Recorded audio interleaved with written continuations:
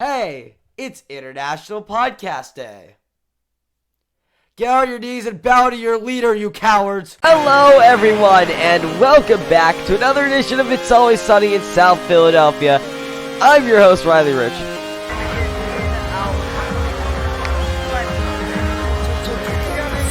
Let's go!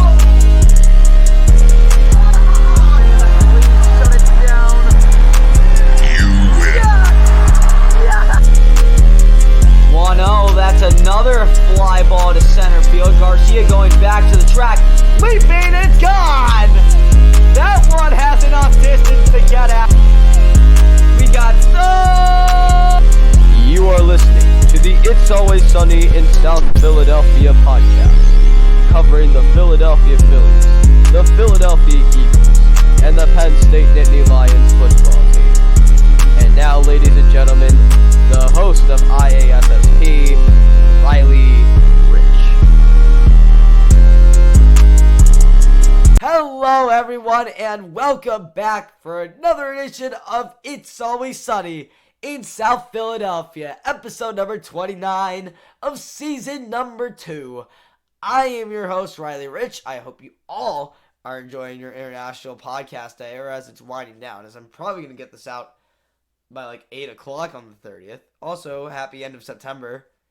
Can Green Day finally wake up because September ended? Nah, I'm sorry. I'm sorry. That was terrible. I don't know why I even want to say it was so terrible. But as you clearly can't tell, today is an Eagles episode. We're going to talk about their truly American win over the Communists. No, I'm kidding. The Commanders. But yeah, truly inspiring win, and that gave every single person in the nation who follows football a bit of false hope about our team. So we're going to talk about that.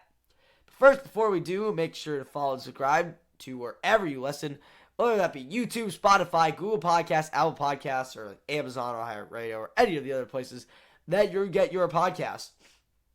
And of course, if you want some merch, you go to bonfire.com/store/IASSP-merch. We have some new merch.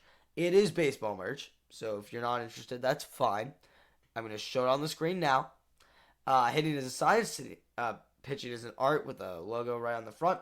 That is going to wind down on October 12th. You have until October 12th to get your order in, so that it can come by October 21st-ish, so that you can have it before Halloween and before you get your off-season workout started. So have that as a bit of confidence. Again, if you want that, you go to bonfire.com/store/IASSP-merch.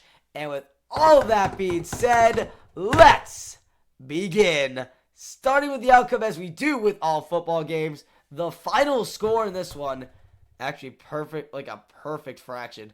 The Eagles 24, the Commanders. I actually wrote on my notes the Communists. The Commanders 8, perfect 3-1. That actually tripled the opponent perfectly. I don't know why that's so satisfying, but it is.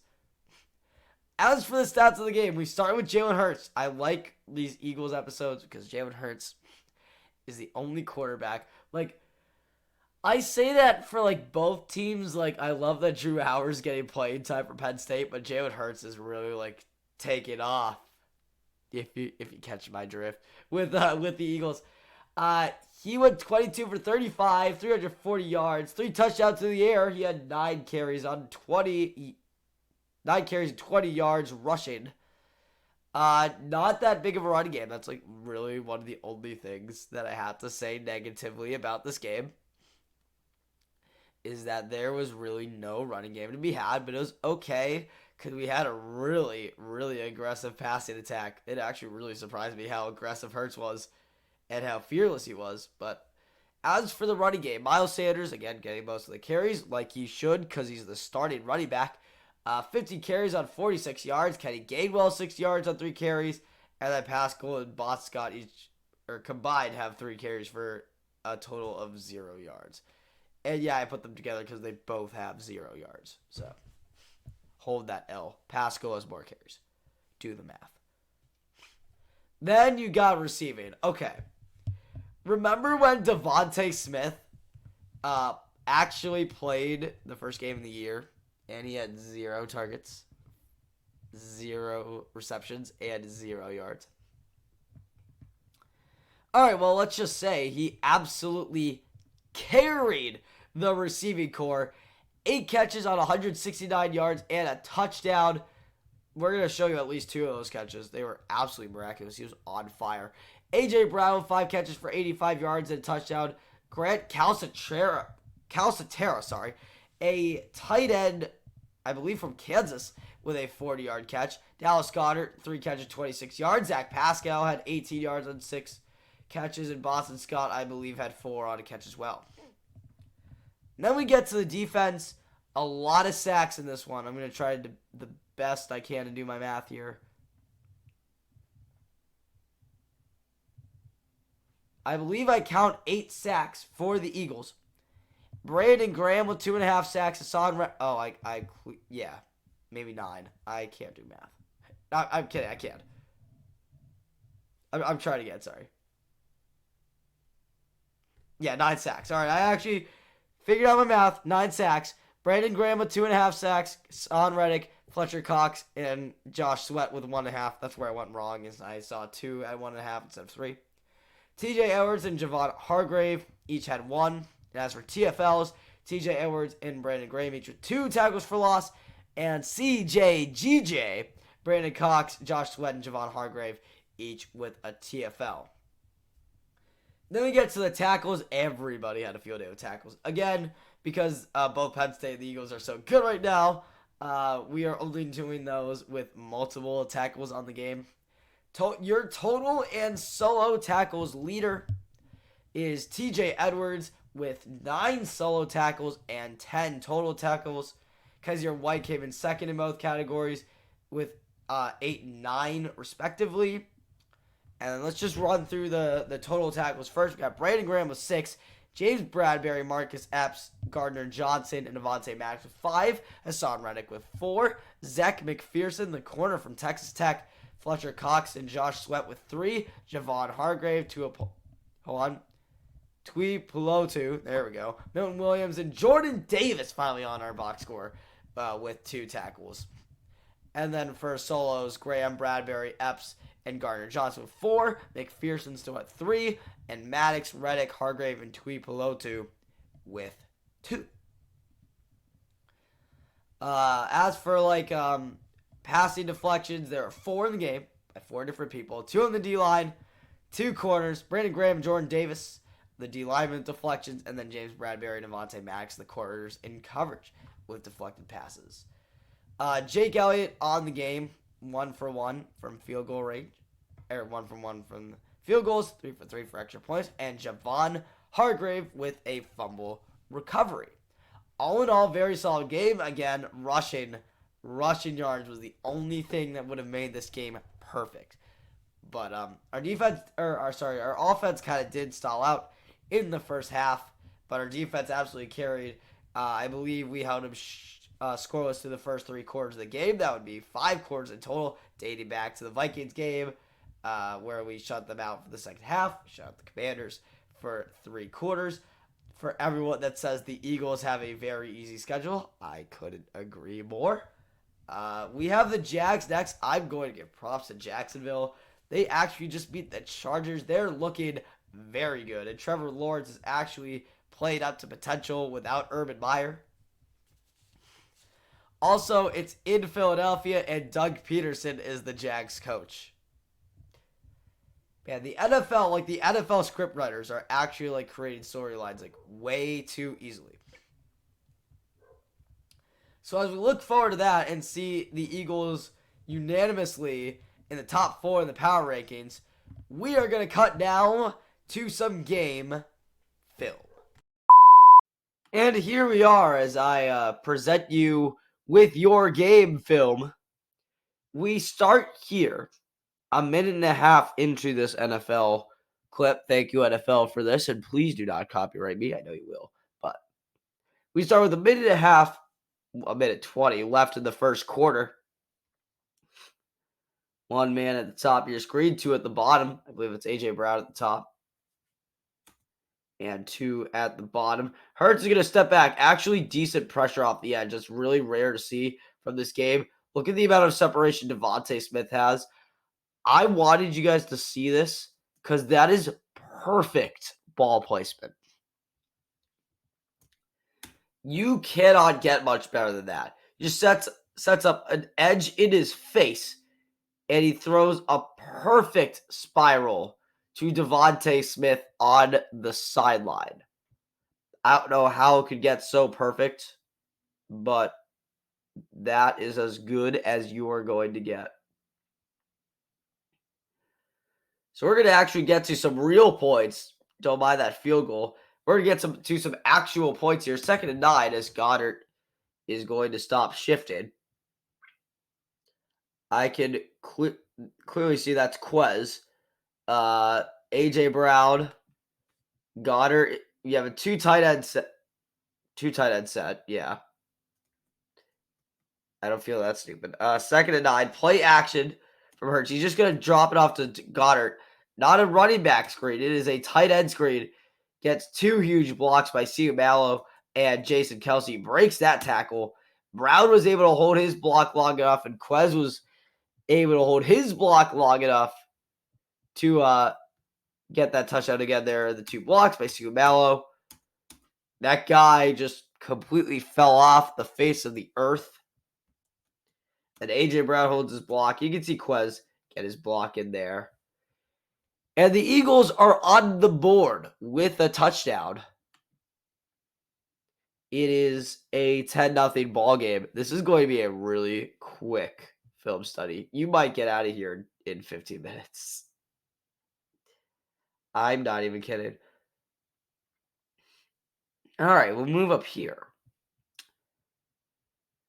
3rd down and 8. Again, A.J. Brown at the bottom of your screen. I'm going to try my best to read these.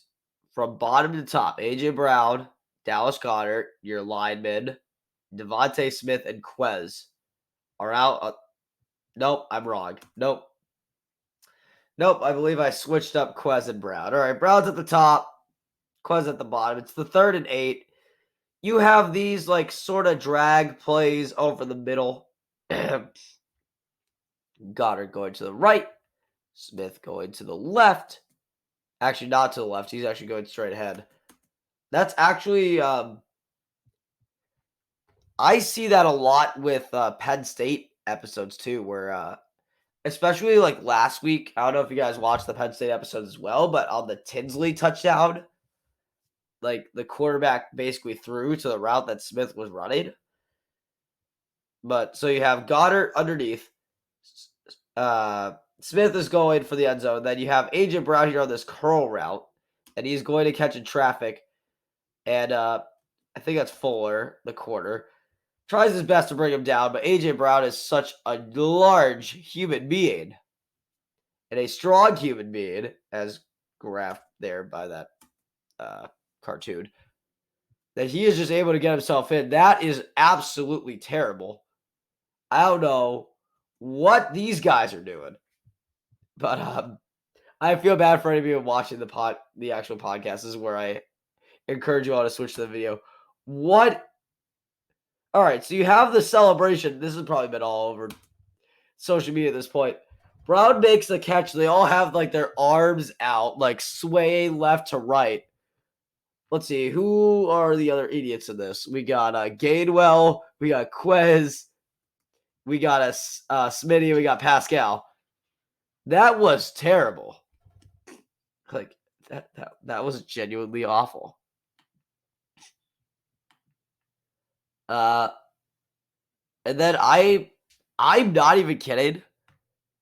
We're like 5 minutes into this game film, and I have like one more. I have one more. Actually, I have 2 more clips to show you guys. Rewind here. 1st and 10. Second half was winding down again. If this was Doug Peterson, we'd be very aggressive. And to think we're actually playing this guy, like 4 years after he won us a Super Bowl, we ran him out of town. All right. Smitty. Tight end should. That name is too small to be Goddard. Well, it could be wrong. And then I believe that's Quez and AJ Brown. Nice step. Nice. All of the blockers are basically on the right side. See, you can clearly see here 65, Lane Johnson. 56, Isaac Seumalo. 62, Jason Kelsey. Nice block. I need to find another word. Great block. On the left side by Mailata. Down the field. Hurts is chucking the ball, and what a catch. I actually love that I just stopped it here. I'm actually going to go back, and we're going to go to 0.25 playback speed. And we are actually going to do our best to break down this catch. Tight end just gives up. I believe it's Calcaterra. I could be wrong. Hurts unloads, has plenty of time, not pressured at all. Smith is just going to go up on the corner.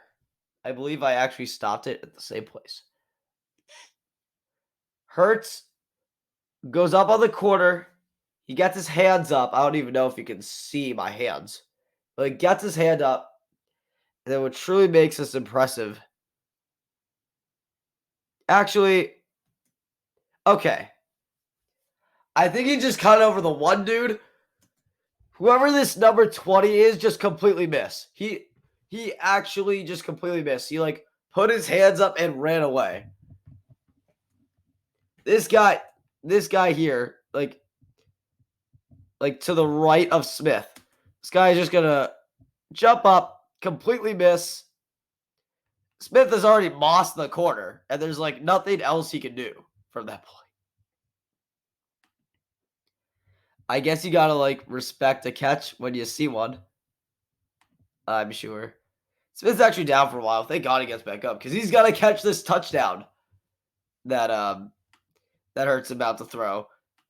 There is a read option. I'll actually just break this down. Fake handoff to Boston Scott. And the defense is all over that one. 31 there. Read that all the way. Second and goal. Oh, Stoll is 89. Stoll is that tight end. Duh, idiot. Calcaterra, I believe, is 81. So you got a two tight end set. Boston Scott's in here.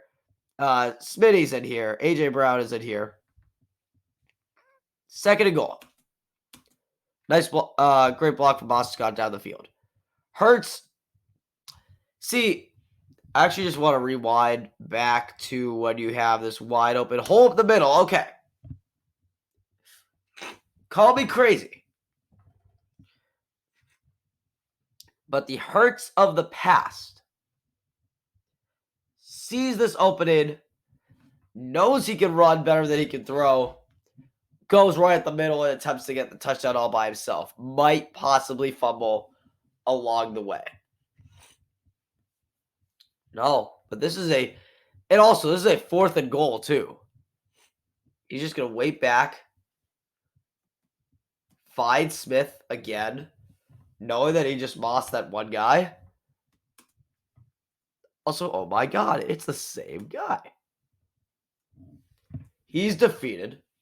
He just got mossed on twice. He also had no help. I don't even care if you say on that first one that he had help. Hey, no shot. Did he actually have help on that? On twice. Hurts looks to the side, knowing he's the guy. And I believe that there is no actual cringy celebration this time. Thank God. And of course, the shutout streak is broken on a safety. Marcus Epps gets that pick on the 2-point attempt. I didn't talk about that because it doesn't count in the stats. And then the knee is taken. I'm just going to rewind. I guess they don't show zeros. as that is going to do it for this episode of It's I almost did it again where I read the title way too early. Make sure to follow and subscribe wherever you listen. If you can see me on the game film, hello. And you should be seeing those profile pictures right now. And remember, even if the Eagles get beat by the other surprising team, the Jacksonville Jaguars, even if Doug Peterson rubs it in our faces that we won a Super Bowl because of him, even if the Eagles completely crumble and lose the division to the Cowboys, keep your heads high because it's always sunny in South Philadelphia.